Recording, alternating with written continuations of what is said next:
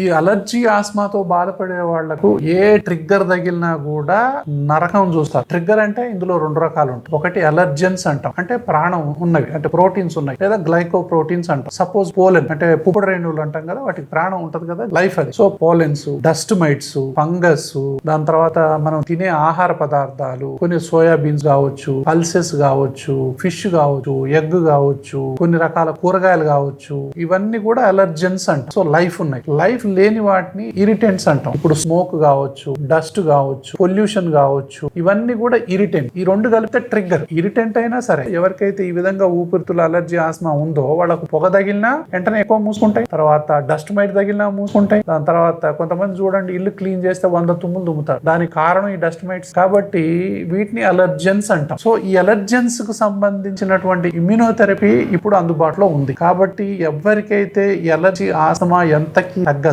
ఈ dust might కు సంబంధించినవి కానీ పోలెన్స్ కు సంబంధించిన ఇమ్యూనోథెరపీ ఇప్పుడు శ్వాస హాస్పిటల్ అందుబాటులో ఉంది. సో ఇంకా పూర్తి సమాచారం మీకు అలర్జీ ఆస్మా మీద కావాలంటే కింద ఇచ్చినటువంటి లింక్ ని క్లిక్ చేస్తే మీకు చాలా వీడియోలు కనిపిస్తాయి. అందులో మీరు ఏదైనా వీడియోని సెలెక్ట్ చేసుకొని చూస్తే అలర్జీ అంటే ఏంటి, ఆస్మా అంటే ఏంటి, అది పెట్టే ఇబ్బందులు ఏంటి, మీరు దాని తగ్గ మందులు వాడుతున్నారా లేదా, ఇలాంటి విషయాలన్నీ కూడా మీకు అర్థం అవుతాయి.